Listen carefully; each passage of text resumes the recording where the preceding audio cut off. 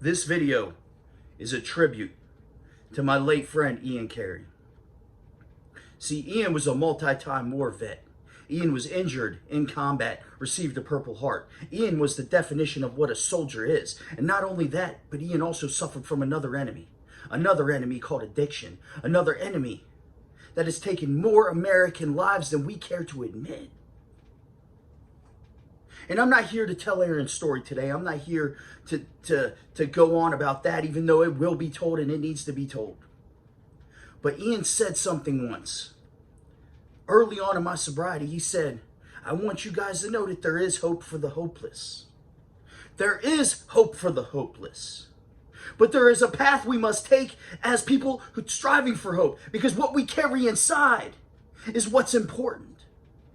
What is inside us will eventually perceive what our outside becomes. Now, some of this may not make sense to you right now, and some of this will make sense to others. But to those out there still suffering from this disease, I want you to know that you need to reach out, that there is help, that you don't have to die this way, that there is hope for the hopeless. See, there's people like me out here, thousands, hundreds of thousands of people in recovery out here to show you that there is hope for the hopeless. That you do not have to die of this disease. That you do not have to continue to come into this emergency room. That you do not have to continue to hurt others or hurt yourself. Because there is hope for the hopeless. And I know that you may feel hopeless right now. And I know that you may feel like everything's falling down on your shoulders. And even though it is, we are out here to help you carry that weight. Until you are strong enough to carry it yourself. Because there is hope for the hopeless. You are never too far gone. Because see, there was a time when I thought I was. When I remember walking into the treatment center on November 1st of 2016. Wondering what I was even doing there. Because I thought people like me didn't recover. People like me never found hope. People like me were too far gone. What am I even doing here? And I celebrated 3.5 years of sobriety on the 1st, 2 days ago. Now, I've been struggling with my friend's death, like I said, and it's really touched me, and it's made me feel that I need to keep speaking. I need to keep spreading this message because there is hope for the hopeless. Those words keep ringing through my head, so I will say them 5 more times during this speech because there is hope for the hopeless. And I want every one of you to help carry that message. Let's not forget, because we are in this quarantine, what we come from, what we've conquered. Because it means something. We have been through worse. We have been through this. We have been through that. We can do this. We do not have to become victims. We can become survivors. We can become conquerors. We can become leaders. If we can just save one life, that one life. One life. Look what one life touched. My friend Ian touched me.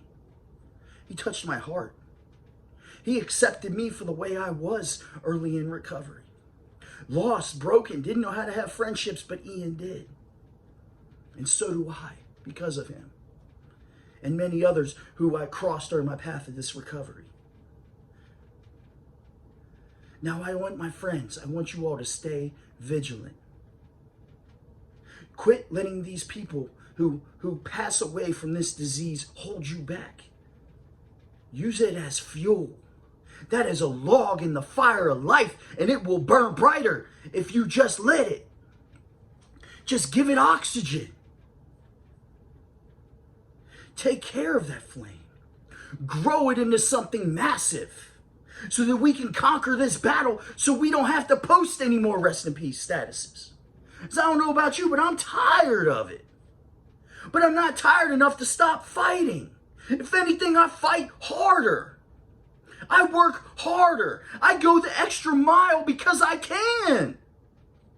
I'm able to today because of this process. Because God has given me the ability.